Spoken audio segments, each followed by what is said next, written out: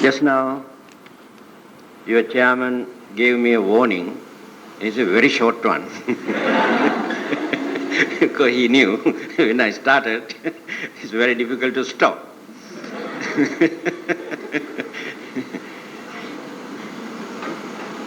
I remember one day, Dr. Goh Chen Tek, when he gave a talk, he told us the cleverest or the talented speaker must know how to start and how to shut up his mouth. And he is a talented speaker. But some people can start but cannot shut up. They go on talking. Anyway, I try my best not to talk too much. And just now you announced the name of this, your team or the camp, Inkova, isn't it? Not in coma. Huh? What is the meaning of Inkova? Still I do not know. Can you please tell me what is the meaning of this word? Inter-college varsity. Inter-college varsity and very long. Never mind, so forth. And the name of your organization called Buddhist Graduate Fellowship, isn't it? BGF. Actually, you are not Buddhist graduates. You are graduated Buddhist.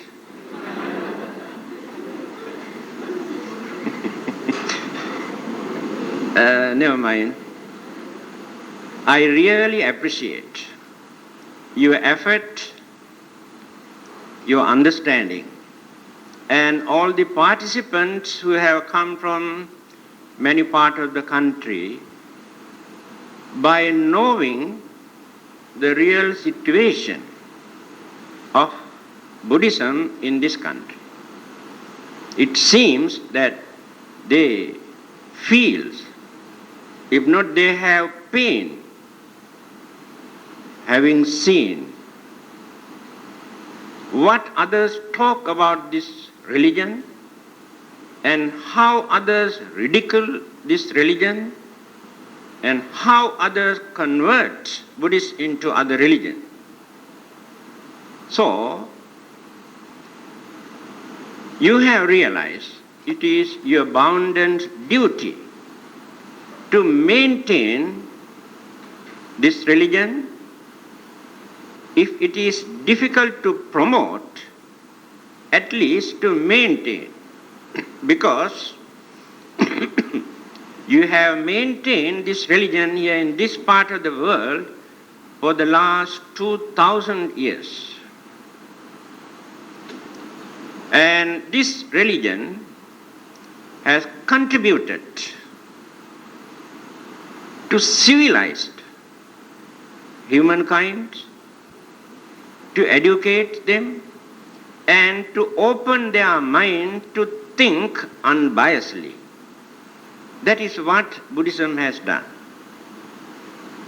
However, the method that many people have adopted in various Buddhist countries like Sri Lanka, Thailand, Burma, and some other countries actually is out of date, not practical. Because they have adopted this method nearly 1,500 or 2,000 years ago, according to the situation, environments, education, way of life in their respective countries. Now, if we are going to adopt the same attitude and the same method and same technique to introduce Buddhism, it will become a failure. Because education, way of life, way of thinking, and so many other things completely change. That is, the very reason why we Buddhists are always behind. So we must realize this situation. On the other hand, there is another big problem. Of course, after this I got a talk, my usual Friday talk, I will mention in my talk.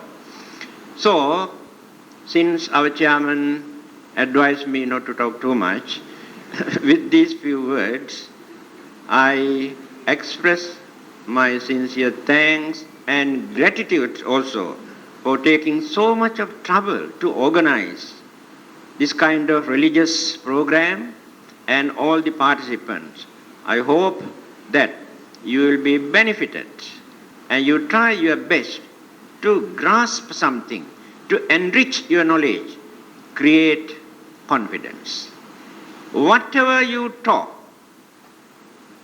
in the name of religion, please remember, without confidence, you cannot create inspirations and you cannot enlighten others.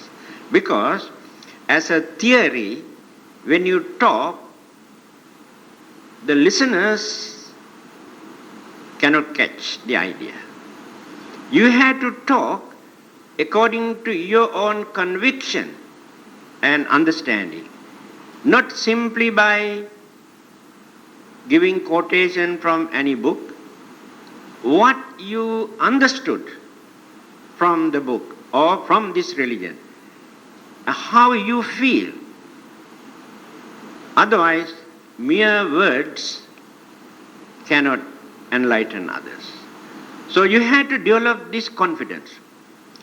I remember after listening to several talks in many parts of the country, I received many letters and telephone calls.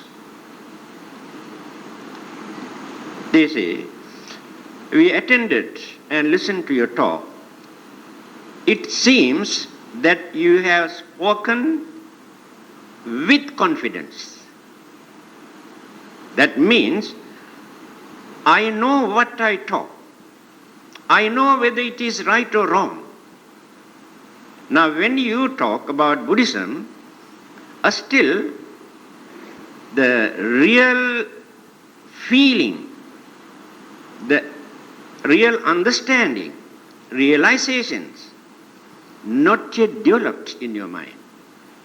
The main reason is maturity, experience, understanding, not yet matured enough, not yet complete. Still you are learning.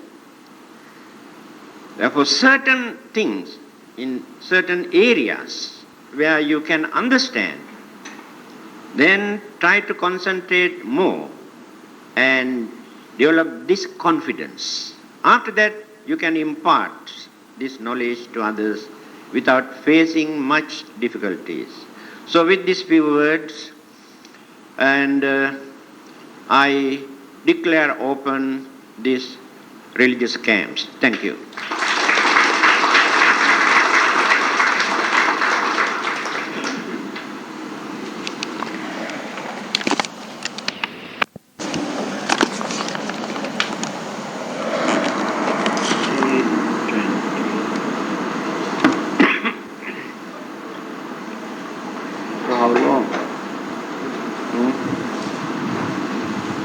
How long do you want me to talk?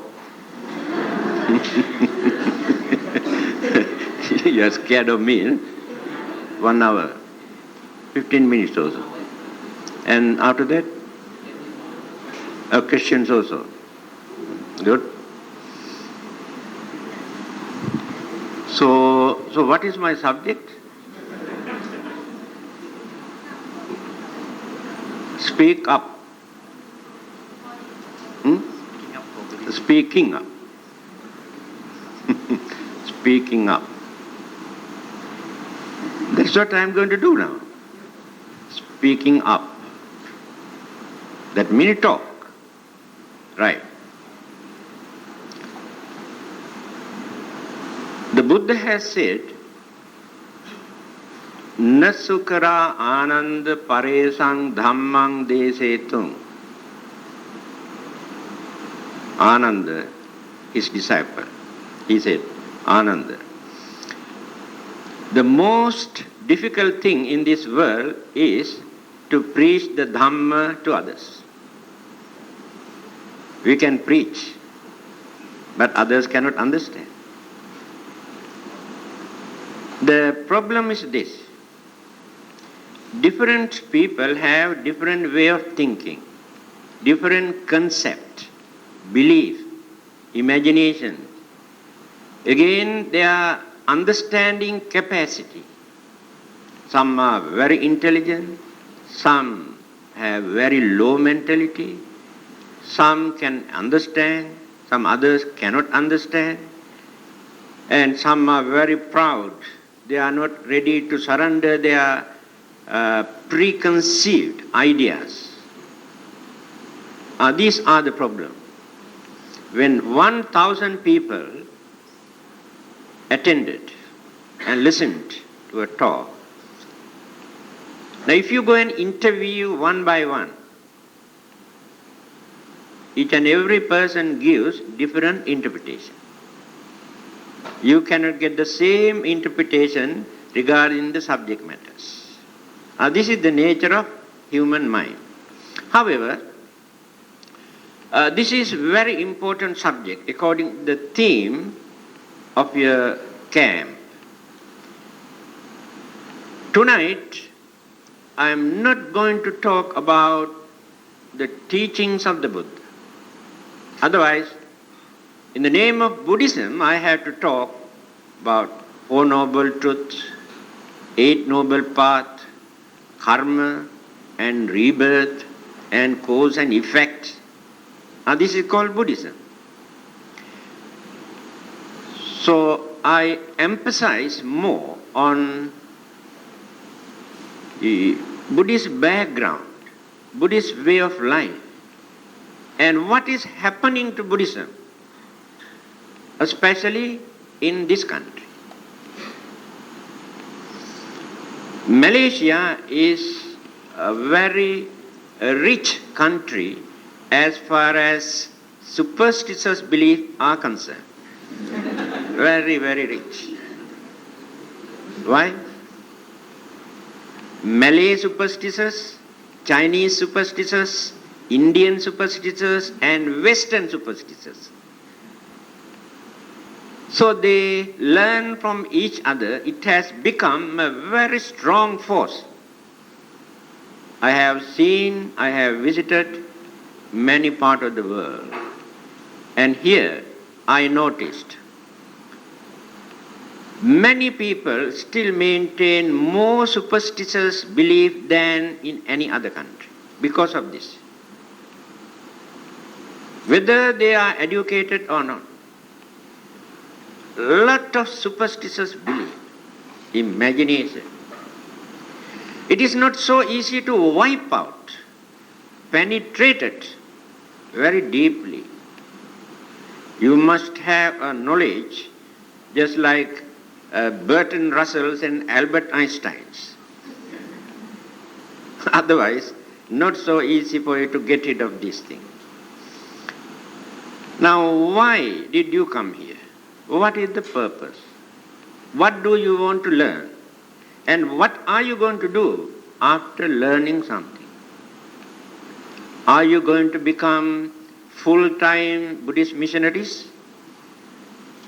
No, definitely not. Because later, you are going to undertake a lot of commitments, responsibilities, especially after your marriage, about your job, income, expenditure, family problems. So when you concentrate more on your personal problem, you have no time to devote for missionary activities. Even then, there are many things that you can do.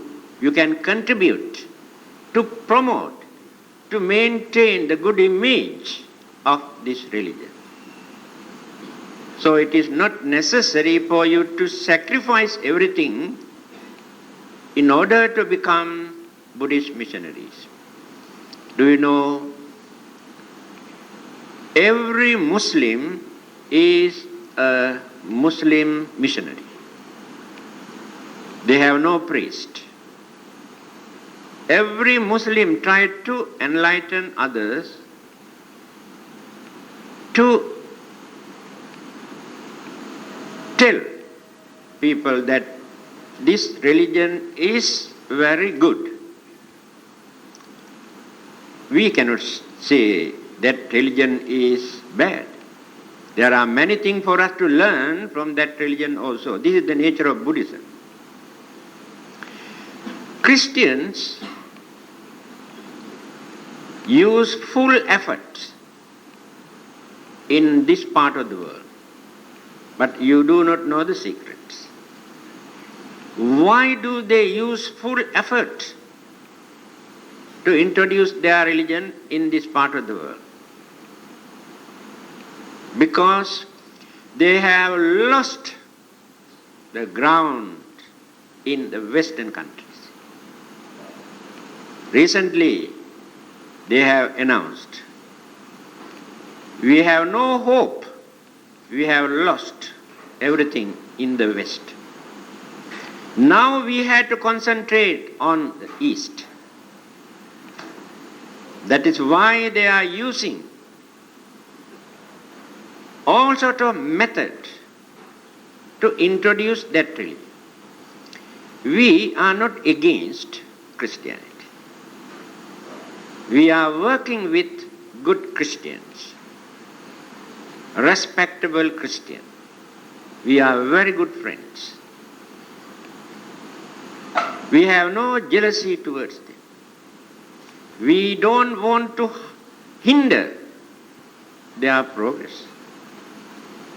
If they can make people to be religious, we really appreciate.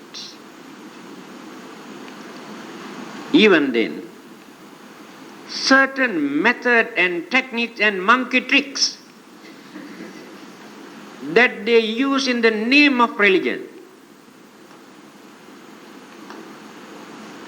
are very dangerous. I can give few examples.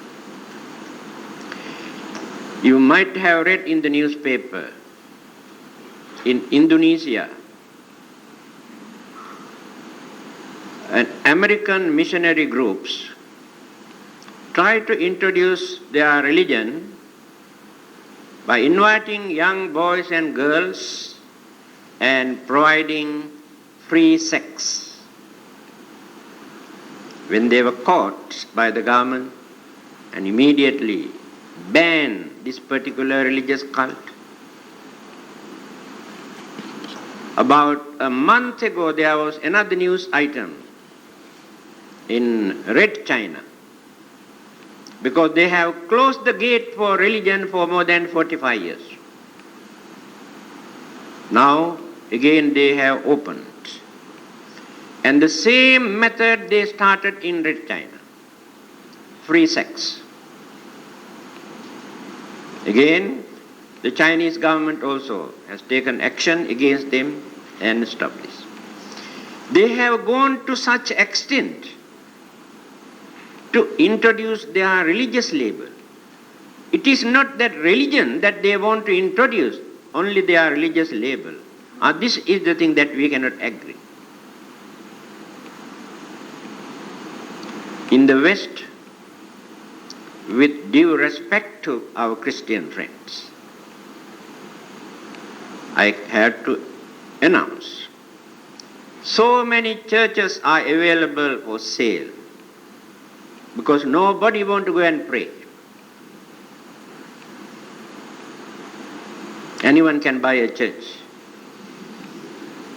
Recently, a Buddhist monk from Hong Kong, a Chinese monk, brought a very big church. They say biggest church, but I don't believe that. A very big church in Los Angeles for $275,000 US. And they say they do not know what to do with the building, such a huge building. a church and converted into a Buddhist temple. So by selling these churches, what they do, they dump this money here. Because they have lost the ground there. Think for a while. How many centuries in the West and in America and many other countries, they respected this religion. And why? Today they cannot appreciate. One bishop has mentioned this few years ago. This news item appeared in the local newspaper. I read this. He said, in the West, Christianity is in danger because there are so many dogmas in our holy book. People pay more attention towards Buddhism because in real Buddhism, in the Buddha's teaching, they can see there are no dogmas.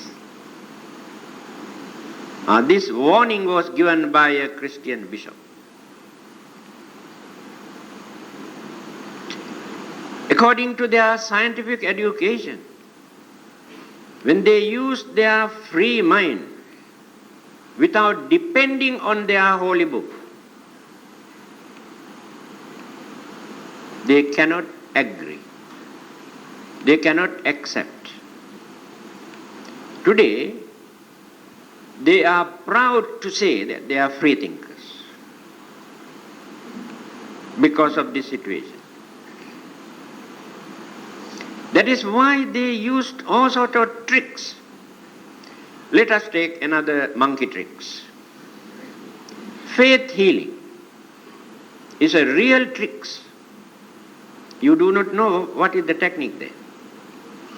They have their ready-made group, their own people. And when they announce, come one by one. One is blind, another one is deaf, another one is crippled. Come to the platform. All right. Pray. A cripple who could not walk properly. With so much of difficulties he climbed to the platform, and after praying and reciting, doing all those things, they get up. He get up and walk very nicely. See the miracle. All these are ready-made ones. Another person says, blind, I cannot see anything. So many years I have prayed to the Buddha and Goddess of Mercy and this and that, no cure. All right, don't worry, kneel down, pray and pray and pray. Open your eyes. Oh yes, now I can see, very nice, wonderful. All these people, thousands of people believe, what a miracle. Then another person, what they do, they invite film stars from Hong Kong and Taiwan and Korea and all those countries, announce wonderful film stars and singers and all sort of people going to perform some sort of entertainment. Then all those young people go and enjoy. Then suddenly somebody appears, come to the platform and say, do you know, I was a Buddhist. Then suddenly I lost my hearing. I pray and pray and pray to the Buddha, no hope. Then one of my friends told me, why not to pray to Jesus? Actually, I didn't believe, just for curiosity's sake. I started to pray. One day, when I was praying, suddenly I got keen sound from my ears. Now I can hear. Because that person has come from another country and you do not know anything about this person. Now if I say, I have come from another country and you do not know anything about me and my family, I can say, I was born in a Christian family. Then doctors examined I had a very bad stomach pain. When I complained, doctors found out very bad stomach ulcer. Doctor says it's very difficult to cure. I prayed to Jesus, no hope, no cure. Then somebody told me, why not you pray to the Buddha? Believe me, one day I started, and after 1 month, completely cured my stomach ulcer. Now no more. Can you say no? Because you don't know anything about me. This kind of monkey tricks. We are not used to this kind of thing. Mostly young boys and girls who are emotional and who do not know how to use their sense of reasoning at once believe miracles, wonderful miracles. They use miracles. Recently, a lady in Indonesia, a pregnant lady, announced that she can hear the baby is praying in her tummy.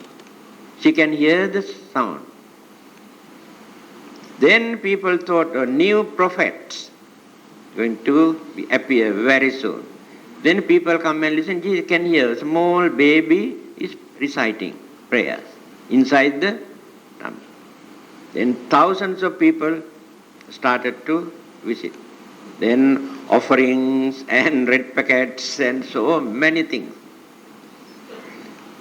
There was one man, had a little bit of common sense. He thought there must be something. Then he forced this lady to open a little bit here, the tummy, and found out a small tape recorder there. If that man did not discover that one, it is a miracle. A baby praying inside. Few years ago, there was another miracle in Klang. All these news items appear in the paper. What happened? In an isolated place, suddenly the water, sprang up. No indications of any pipelines. Suddenly, a little bit of muddy water. Then people thought this is a miracle sent by the God. Then people started coming with bottles and vessels and glasses. After drinking, they say, yes, I had a very bad rheumatic pain for many years. After drinking this water, now I feel very much better. And so many people said, yes, we feel very much better. Then some people really wanted to find out what is the cause of this. They went on digging and digging, found out underground there was a rotten water pipe. And this one is burst and the water coming up from there. This is the miracle. Few years ago, people started to introduce one kind of miraculous chapati. I think you can remember. Chapati means the Indian roti. Can cure cancer. And religion, especially Christians, also try to take the advantage of this. You must pray first, after that eat this chapati. Especially early morning. Evening, you must put one chapati here and pour tea, water into this one. Not water, must pour tea. Then next day morning, you can see so many layers. At night time, God creates some more layers there. So after eating, they say, I had been suffering from this and that cure. It is true. One doctor in the university hospital wanted to find out. There must be some monkey trick there. What he did, he collected few chapatis and cold water into one, hot water into another one, tea into another one, coffee into another one. And next day morning, he went. He found out only that particular one where he put tea multiplied, but others, no. He knew this tea create fungus. This fungus develop. Then another layer. This is the nature of miracles. Don't believe all those people who talk about miracles. Those things remains as miracle until we realize what it is, what they are. That is why the Buddha was not particular, and he has given warning not to use this kind of miraculous power to introduce Buddhism. Why? Having seen these phenomena, people may follow a religion, but a realization, understanding never develop in their mind. Curiosity sake, they come and accept this religion, depending on miracle, but no understanding. Remember this. Then another disciple asked this question. In that case, do you think there are no miracles in Buddhism? Buddha said, yes. Then what is this? He said, if you can convert a criminal-minded person, wicked, cruel, harmful, dangerous person to be a religious man, to be a saint, that is the miracles according to Buddhism. That is the most difficult miracle for people to perform. So, now let us see. You can see this illustration, isn't it? You can see, isn't it? What is this? What is this illustration? Can you see? What is it? The God is going to create a new world. This is the nature of new world. Wonderful, isn't it? All those enemies also sayang each other. No enmity, no jealousy, no greed, no sicknesses, no old age, no death, no fighting, no worrying, no crying. What a wonderful world. How nice. Then they say, if you follow this religion, you can really enjoy this life.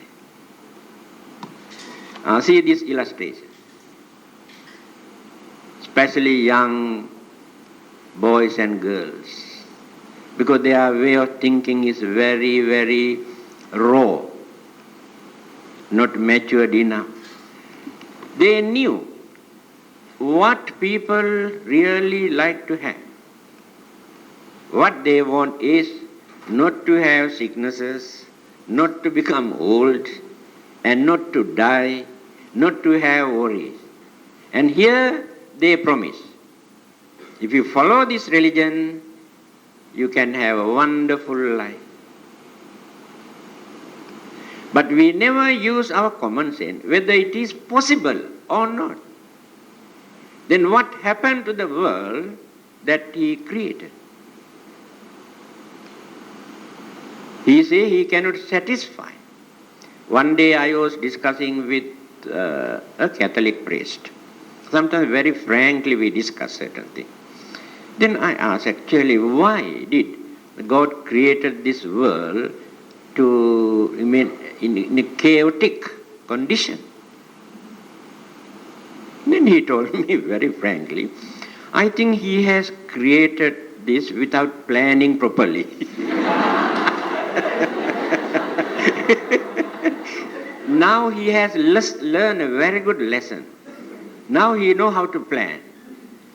But the human mind also very clever.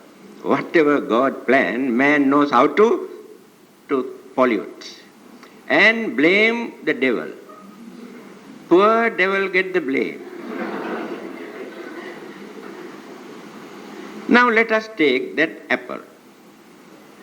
And that apple is the main cause of all our suffering. Whole mankind is suffering today because of that apple. People believe this.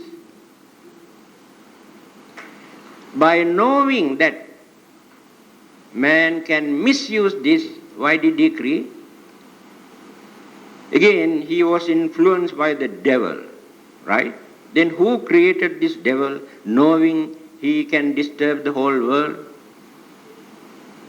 Who is responsible for this devil?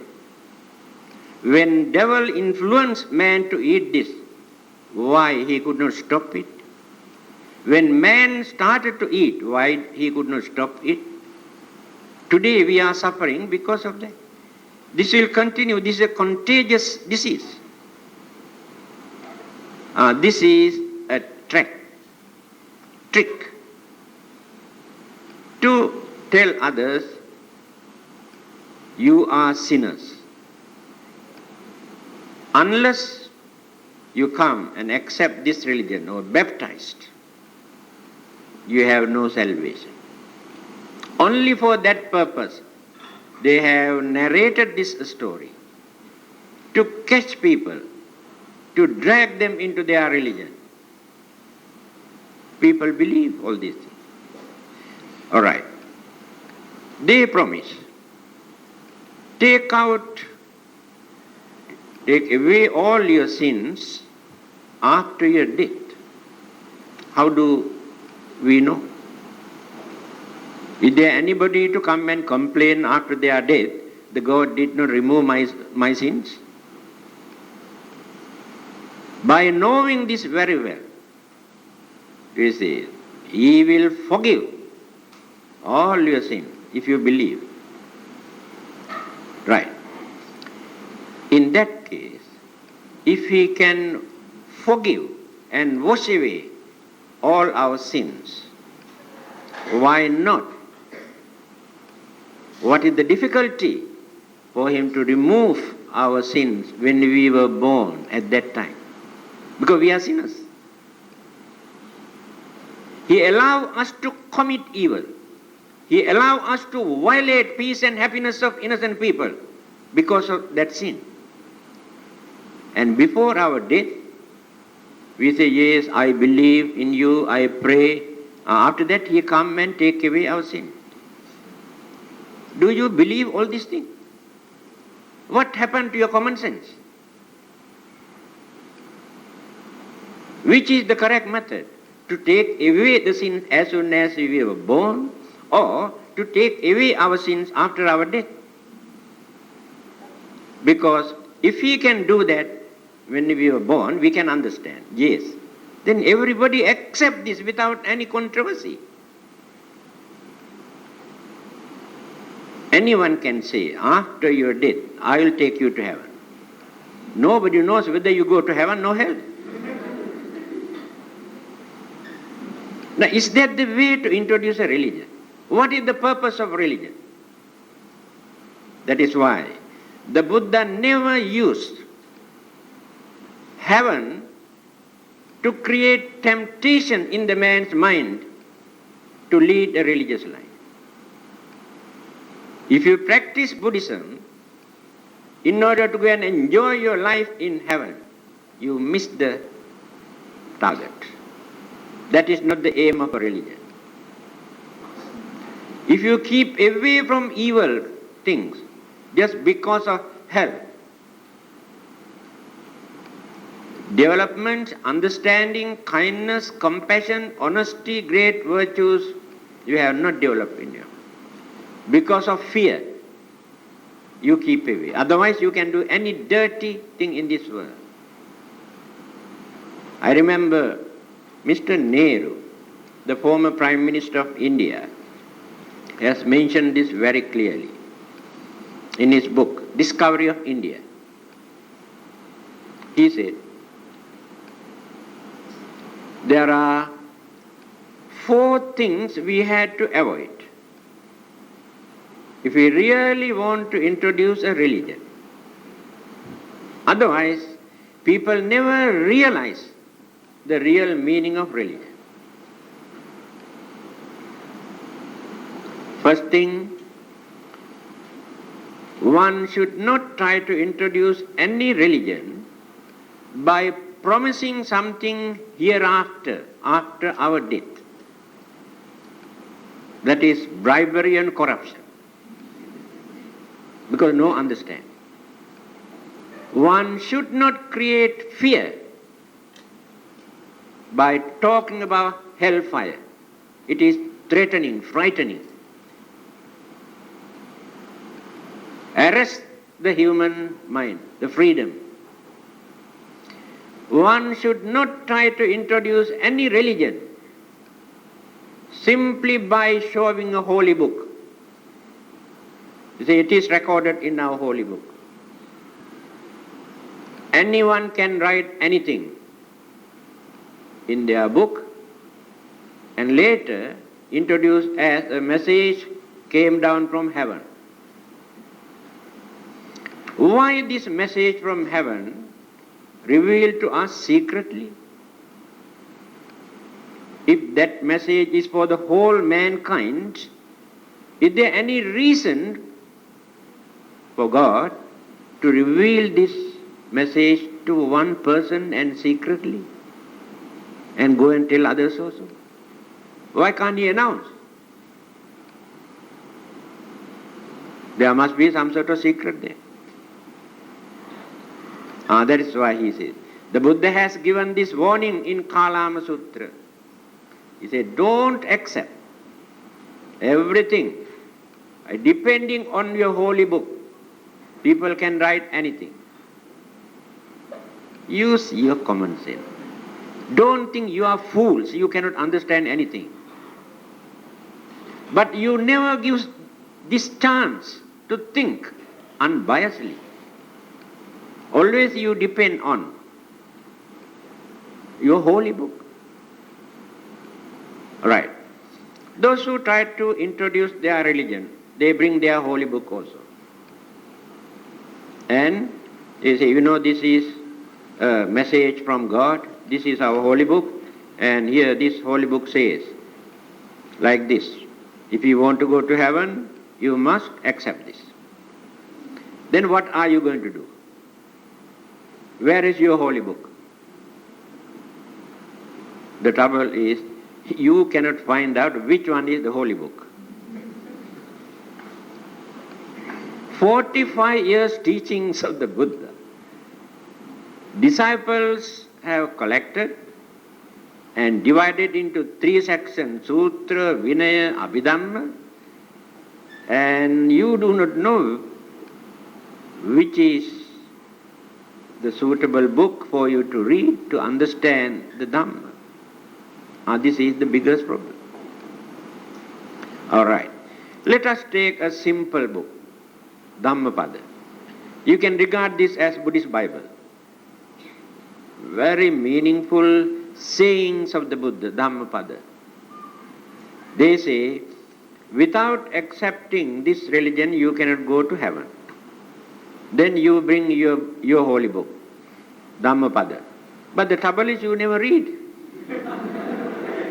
That is why you surrender. Bring your holy book and show. Do you know this is our holy book? Here in our holy book it is mentioned, Satchang bhane nakujjeya dajja appasmim piyatito. Not necessary to recite in the Pali. If we want to go to heaven, we have to do only 3 things. Our holy book says. What are those 3? Satchang bhane, tell the truth. Nakujjeya, don't show your anger. Dadda pasmim piyachito, don't be stingy. See? They say we cannot go to heaven. Here the Buddha says, practice these 3 things, you will be in heaven. But you do not know this. Again, let us take another discourse of the Buddha. Assume you cannot practice these 3 things. They say, don't worry, Although you have committed a lot of sins, you must believe that God, He will forgive you. He is merciful. He forgives all your sins. Therefore, you can go to heaven. Then, one particular discourse, which is called Maha Samaya Sutra, in Paritta chanting book. Now, there you can see. Yekechi buddhang saranang gatate, nate gamissanti apaya, pahaya manusang dehan, devakayang paripures. See, those who take refuge in the Buddha, nate gamissanti apaya. If that confidence, inspiration, happiness prevails in the mind at the dying moment, when we are going to die, we never go to hell. Nate gamissanti apaya. Take refuge in the Buddha. Remember the Buddha. Think of him at the last moment when we are going to die. Create that happiness and inspirations and confidence. Nate gamissanti apaya. It is impossible to go to hell. Then, pahaya manusang dehang, after our death, devakayang paripurasanti, go and join with the devas in heaven. Then who says that Buddhists cannot go to heaven? You do not know this. Then you can ask, in that case, why should we observe precept, and why do we accumulate a lot of merits, and why do we meditate, and why should we train our mind if it is so easy to go to heaven? The answer is this. Well-known writer, Ingersoll. I don't know whether you have read any books written by him. He joked with heaven and hell. He says, instead of going to heaven, I prefer to go to hell. Why? So according to Christianity, because he knew only that religion, great thinkers, philosophers, scientists, rationalists, psychologists have no chance to go to heaven because they don't believe in Creator God, including the Buddha. Buddha also never get the chance to go to heaven. All they are in hell. I prefer to go to hell because I can meet them. I can have a nice time in hell with them. To me, heaven is good for playboys, not for me. See the way how intellectuals ridicule this kind of interpretation, what they try to.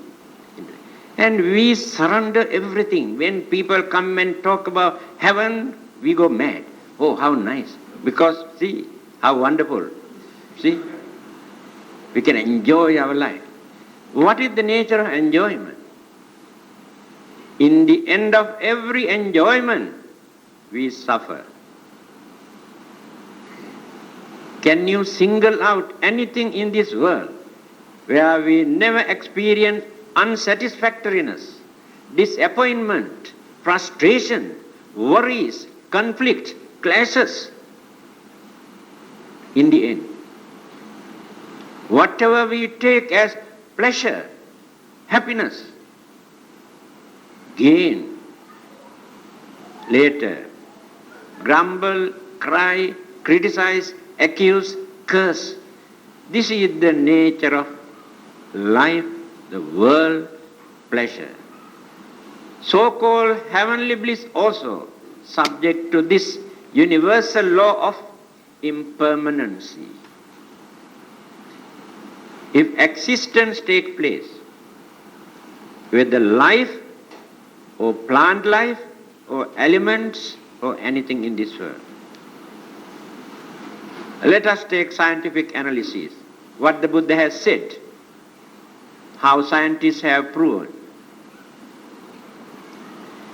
The Buddha says, Sabbe sankhara anicca, Sabbe sankhara dukkha. All those component things that which exist in this universe, combinations of elements and energies, subject to the universal law of impermanence, conflicts, unsatisfactory. What do scientists say? They say, even atomic energy, atom also, all sort of, although I have not studied nuclear science, I heard there are electron, neutron, proton, this ton, that ton, so many tons of trons there, I don't know, and friction, all this running. That is how atomic energy exists. And whatever the matters, elements, plants and life, all these are the part and parcel, particles of these things. So existence means combinations of those elements and energies remain as a bundle for some time, going on developing, changing. Developing means changing. After that, stop. Then again turn this way. Then going down and changing, decaying, collapse. Can you point out anything in this world which is free from this? In this so-called heaven also, the same nature.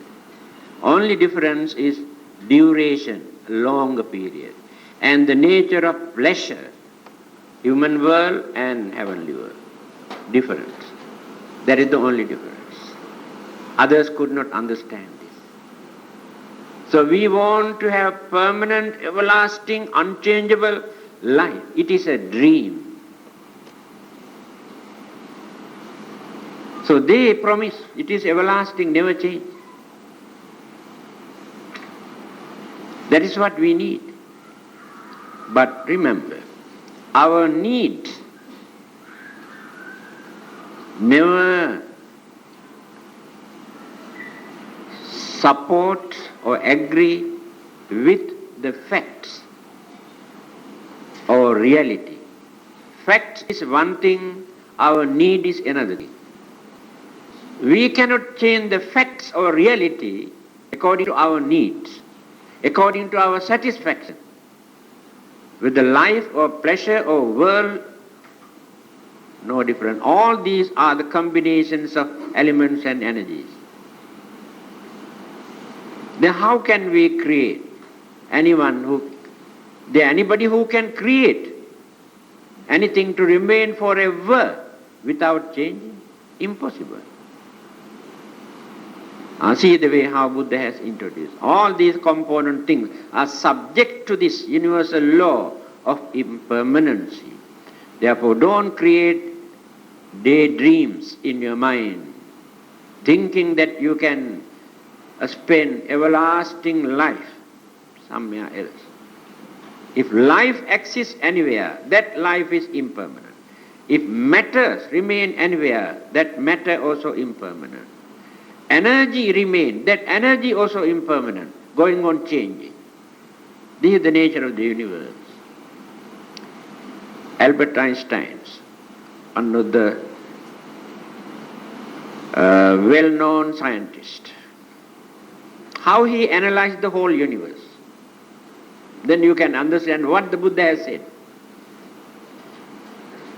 The so-called sunyata, voidness.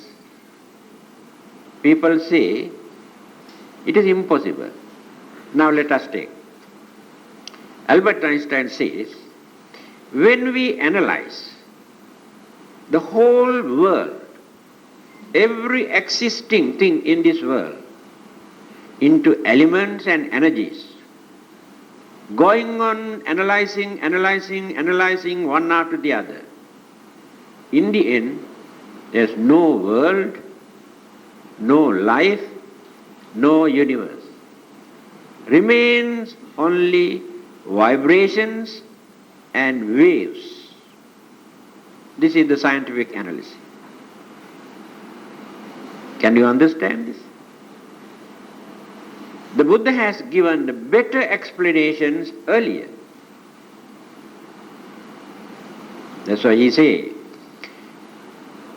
man, woman, plant, world, earth, stars, sun, moons, universe. All these are concepts for certain objects which appear in this world. We give all these names. But in reality, there are no such thing. Take simple example. Rainbow. When you look at, you can see multicolors and like this. So when we were young, our parents taught us, do you know what is that?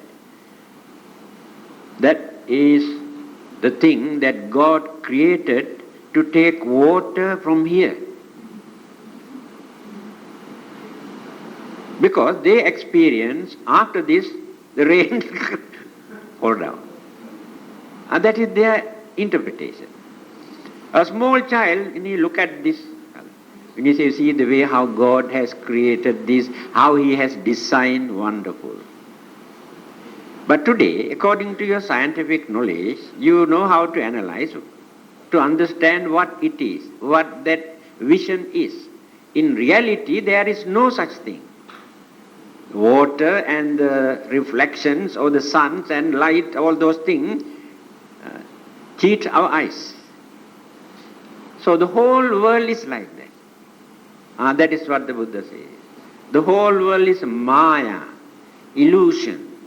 We create concept, ideas, by depending on all these things. But people cannot understand. That is why they try to introduce what you can understand. You can understand this. How nice, wonderful. By realizing this situation,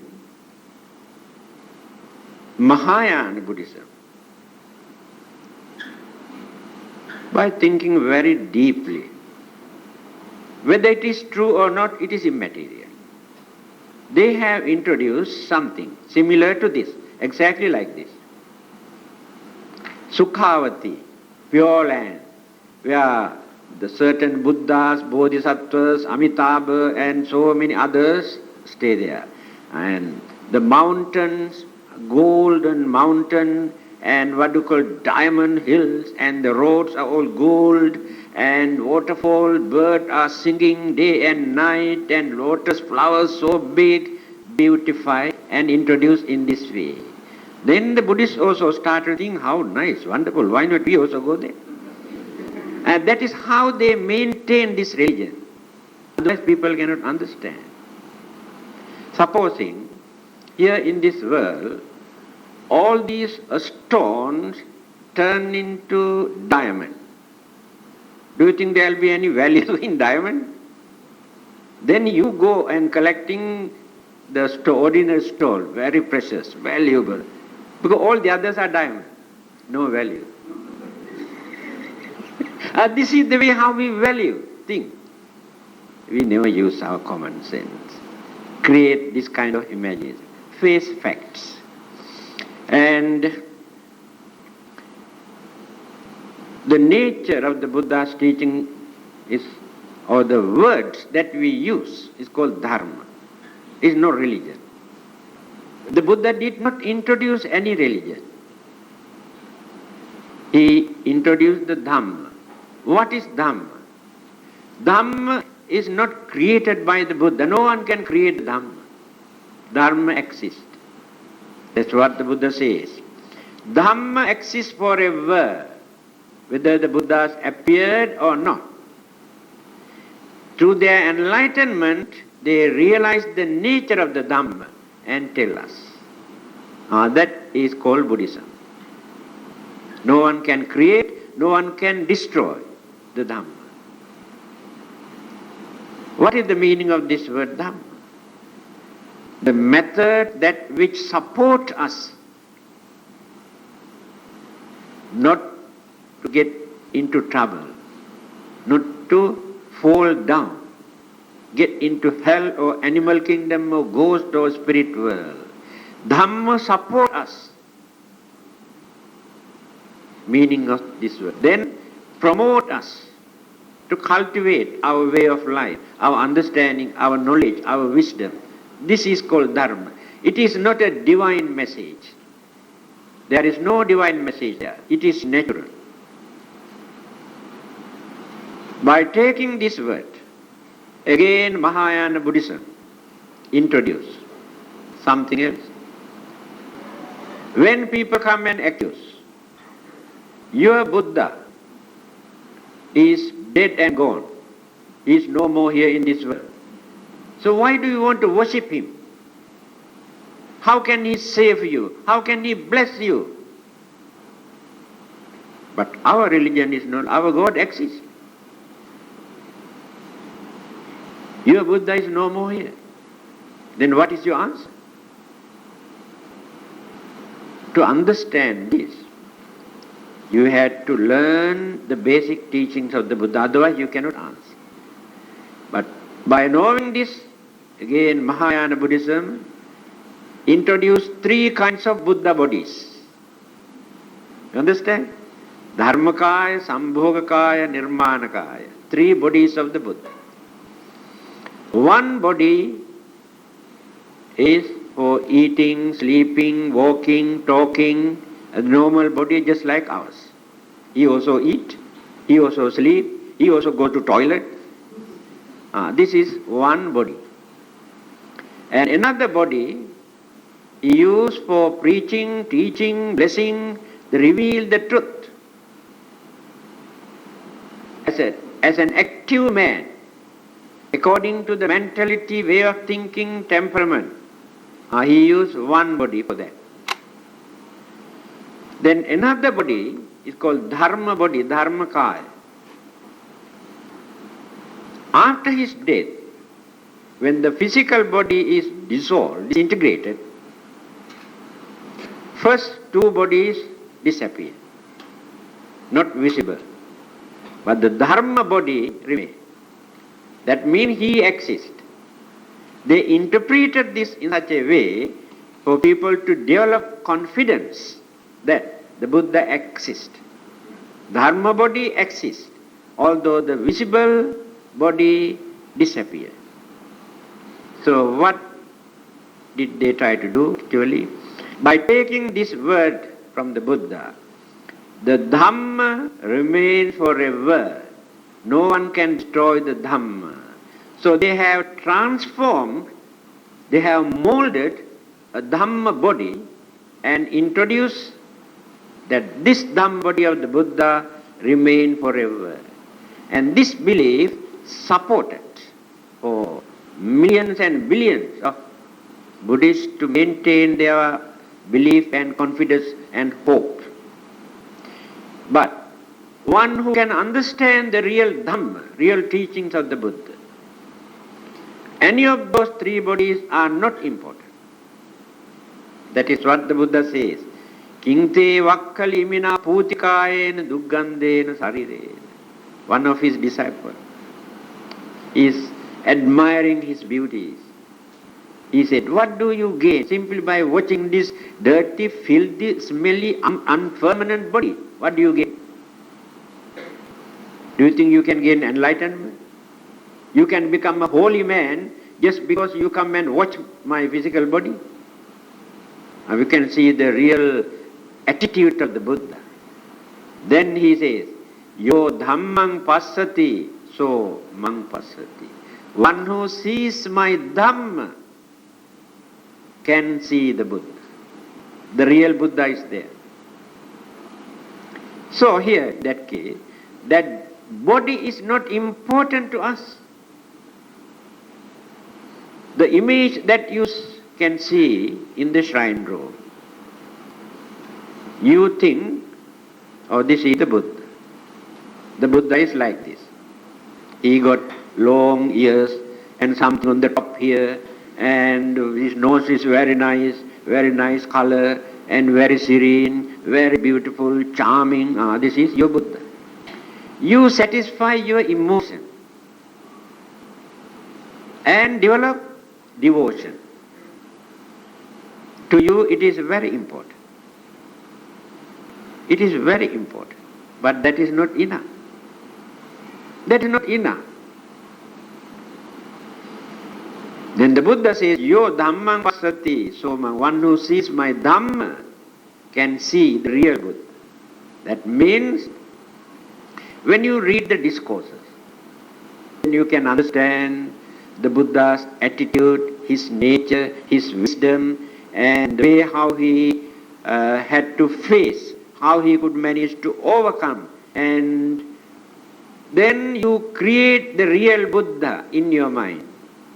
Oh, Buddha is like this, Buddha is like this, the Buddha said like this. It is true. Although 2,500 years ago he has said, but it is true. Then you create the real Buddha in your mind. The image cannot create this. You console your emotion. That is why others come and accuse you as idol worshippers. We are not idol worshippers. We don't worship idol. We respect the Buddha by keeping an image in the name of the Buddha as a symbol. Idol worshipping means we believe that there is a divine power inside this image. So when we worship this one, we get the blessing, we can get rid of our sickness, worries, troubles and problems. They are the idol worshippers. If not by worshipping, we can go to heaven. Not in that way. Buddhism is not that type of religion. So that allegation is entirely wrong. Even without any image, we can practice this religion without any difficulty. Image is not compulsory, but all are not intelligent. To small children we have to give toys for them to play, dolls. Otherwise we cannot console them. In the same manner, to many devotees, the Buddha image is very important. Now to me, to practice Buddhism, Buddha image is not important because I can understand what the Buddha taught. But I also go and pay my homage in the name of the Buddha. I think I have taken nearly 1 hour.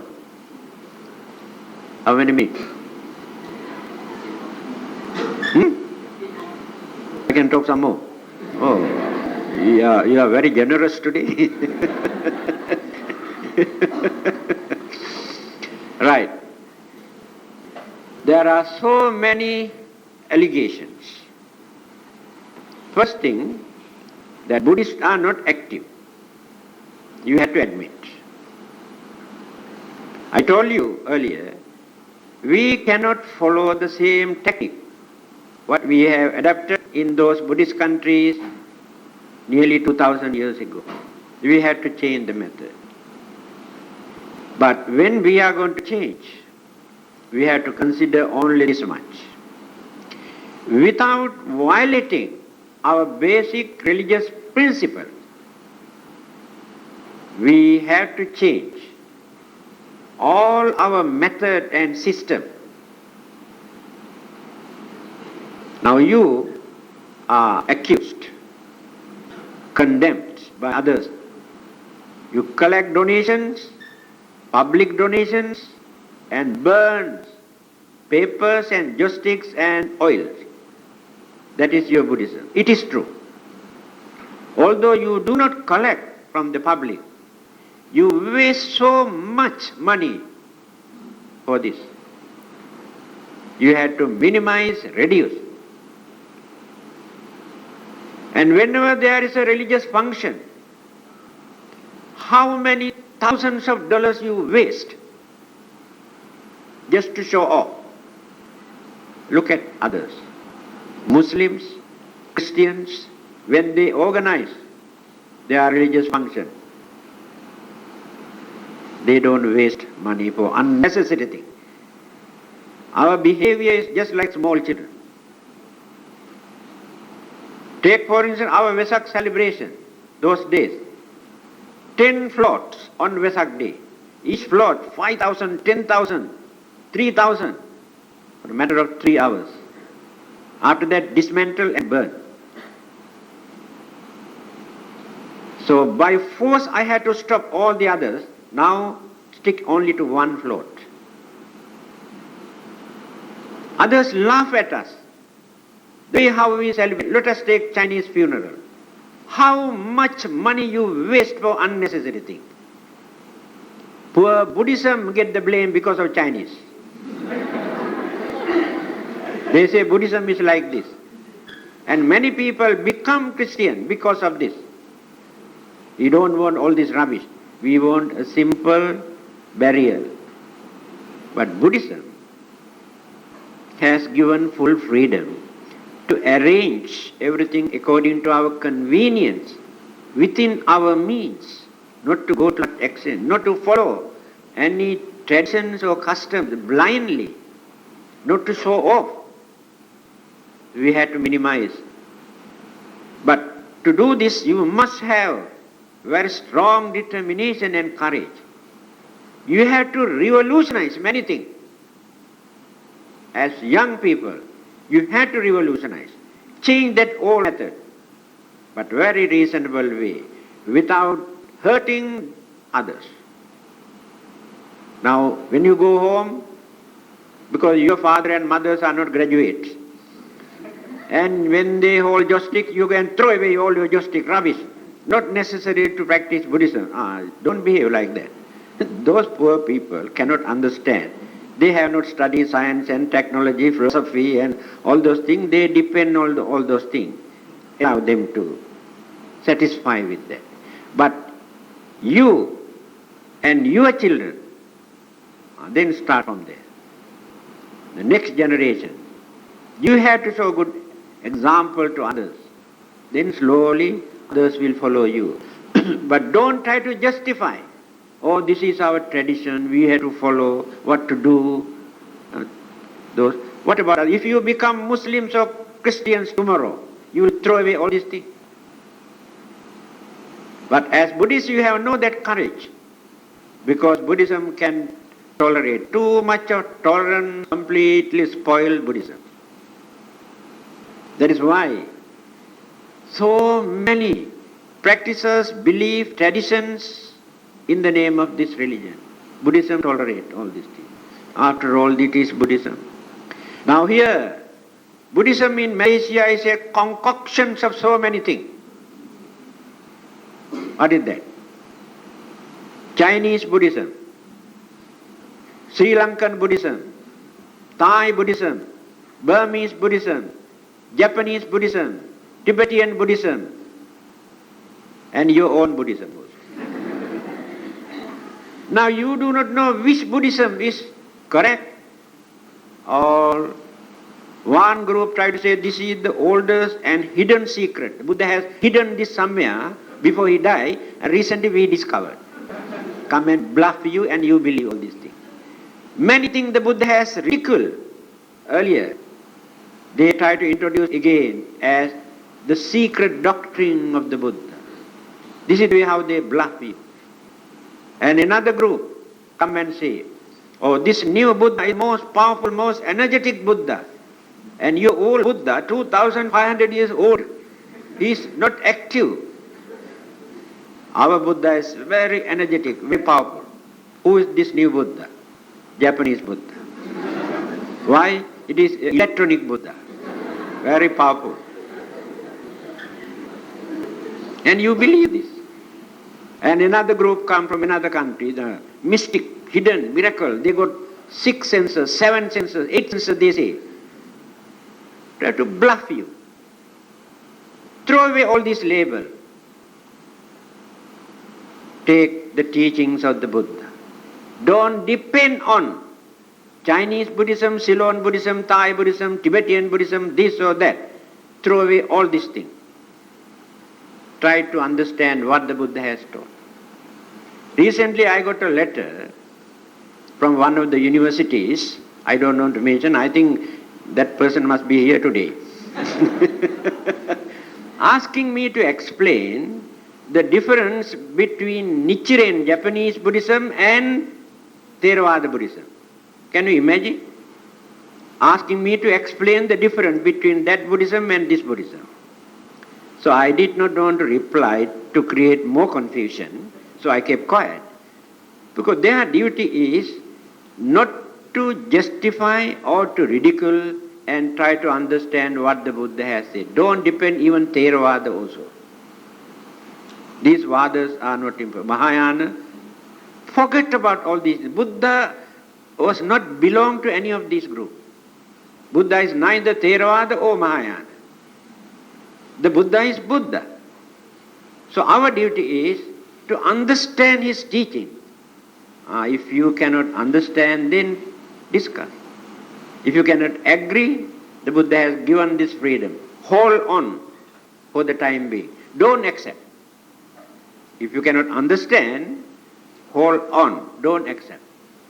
Later, according to your experience, understanding, maturity, you will come to know, yes, it is like this.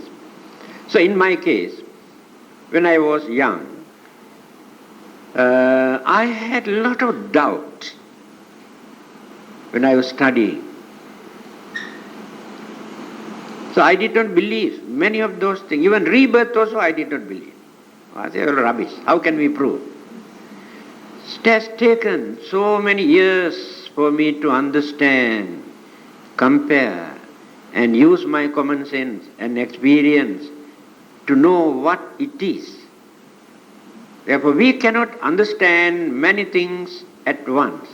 Take time. So our duty is not either to reject or to accept at once. Hold on.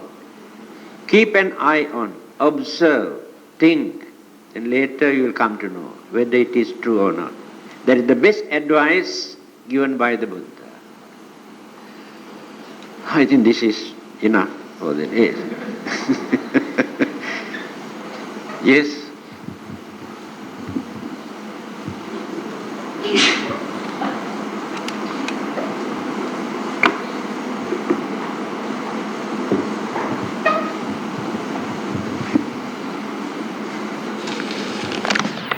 Buddhism never talk anything about this. This only mostly Chinese.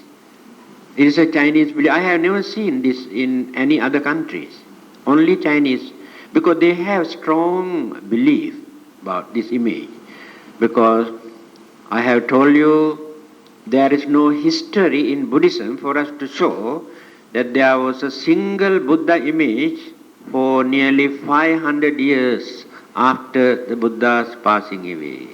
Buddha was not in favor of erecting images because he knew people depend on images, neglect the teaching. When I read certain books on Zen Buddhism, not Zen Buddhism, a Japanese method for meditation, they say if you get a wooden Buddha image, instead of worshipping this, must cut this into pieces and use as firewood and boil some water and enjoy a nice cup of tea. If it is a metal one, gold or any other valuable thing, melt it, and after that you can make very valuable things instead of worshipping this. So I was very angry when I read this one. Why these people are so nasty to say like this? I could not understand. And now I can understand. The reason is we discriminate images according to our way of thinking. To Chinese, the Buddha image with Chinese face is the real Buddha. Oh, very nice, because Chinese face is there. Thai and Burmese and Sri Lankan must have their own face. Otherwise, other Buddha, Chinese Buddha, no good because no nose, you know.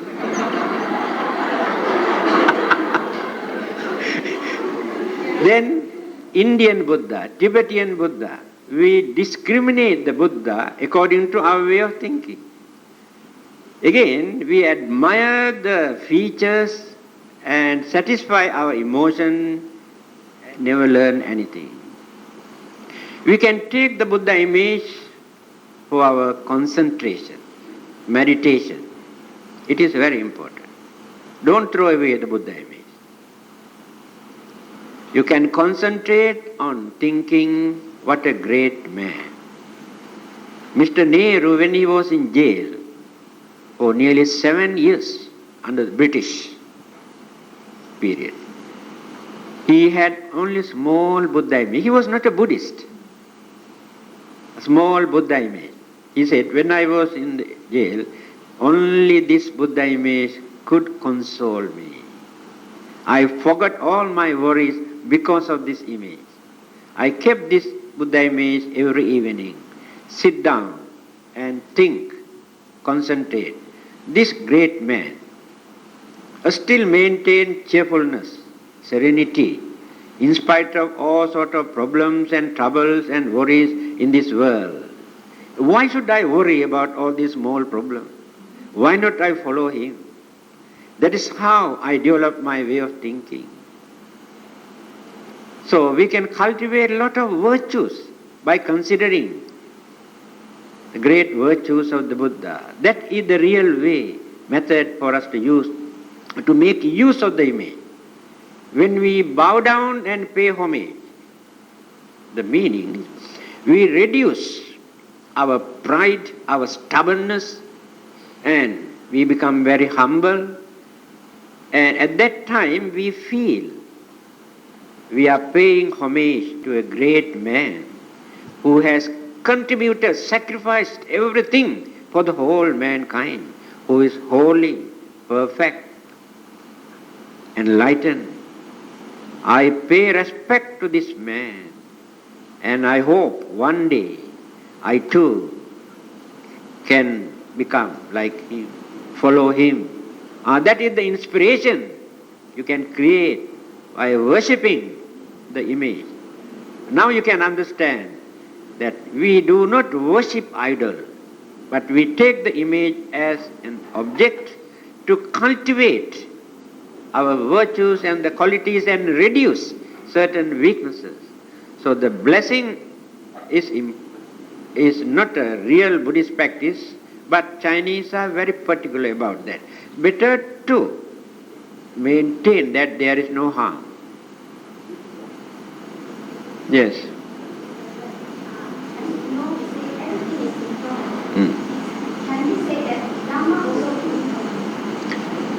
Everything, Dhamma is not a thing. Dhamma is not a thing. If it is a thing means a component of elements and energies. So Dhamma is not the component of this. The Buddha says space, the Dhamma, Nirvana are free from all these things because they are not component things.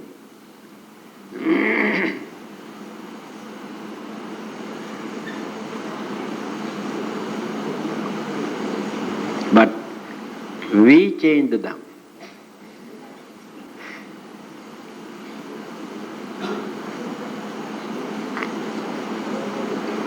We change the Dhamma means we do not follow the Dhamma.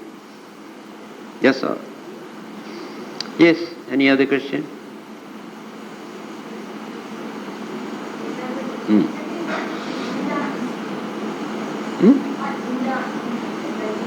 What? Buddha is Buddha, that's all. What else do you want? Yes?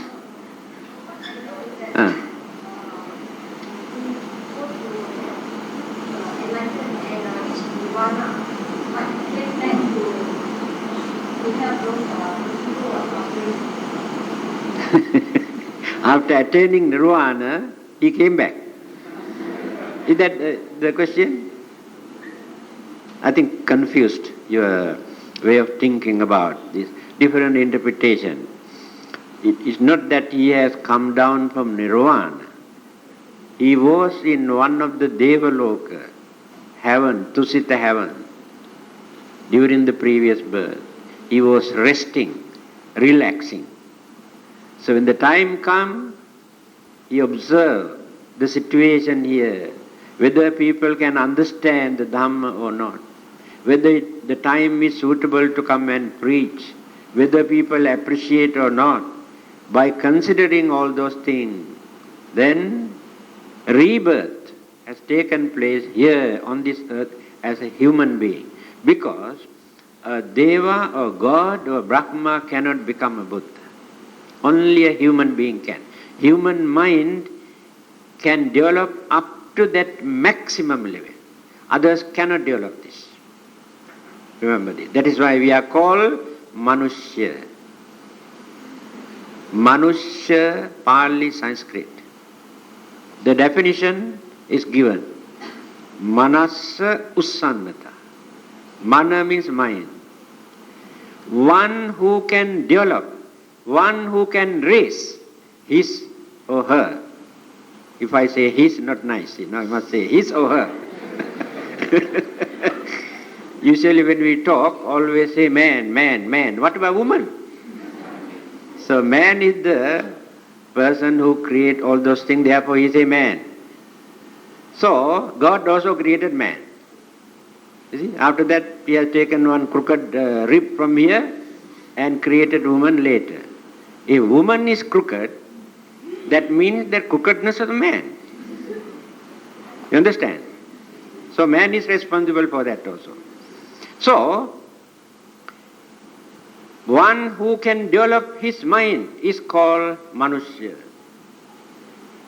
Only human beings can become a Buddha. Divine power cannot create Buddha. They have more worldly power, worldly knowledge, but no enlightenment.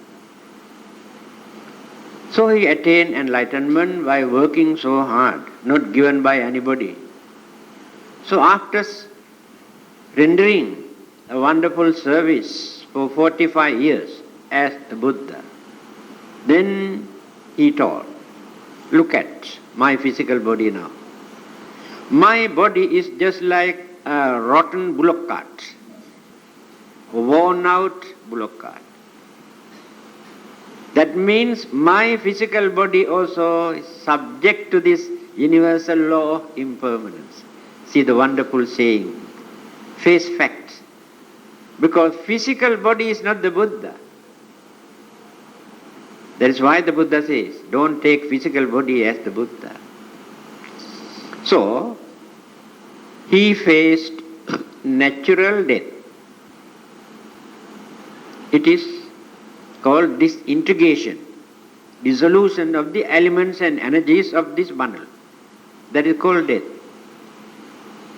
The Buddhas and Arahantas will be free from all the physical and mental suffering, problem, difficulties, worry that we are experiencing. That is called Nirvana. Freedom from suffering. No physical, no mental suffering there. So Nirvana is not a place for you to go and play mahjong there. It is not a place. Nir means no. Vana means craving. Craving creates all our problem in this world. When there are no more craving, complete freedom, happiness, salvation is there. That is called Nirvana. They experience this Nirvanic bliss before the disintegrations of physical body also. But still they experience the physical burdens, sicknesses, old age, ache and pain, and they have to eat, they have to sleep, lot of problem. Only after their death, they will be free from that problem source. This is called Nirvana. But we cannot satisfy with Nirvana because our minds are worldly minded, bound to this worldly pleasure. We want some pleasure, not knowing the nature of pleasure. So, There is nobody in this world who completely satisfied with his or her life by experiencing pleasure. In the end they complain, they grumble, they accuse. So nirvana means freedom from all these problems. So if anybody says the Buddha come down from nirvana, that means that person never realized the nature of nirvana, never realized the nature of the Buddha. By thinking in worldly way, we think the Buddha come down from nirvana, just like second coming of Jesus. The Buddha is not like that. Another Buddha will come, but not the same person. That person completed his service. Another one is on the way. So many are behind. They are called bodhisattvas. There may be so many bodhisattvas here. That is why you have taken so much of trouble to come here to learn the Dhamma. So you are on the way. So it will take some time for you to cultivate. Then one day you also can become one of the Buddha. The Buddhahood is not monopolized or reserved, confined only to one God or one particular person. That is the beauty in the Buddha's teaching.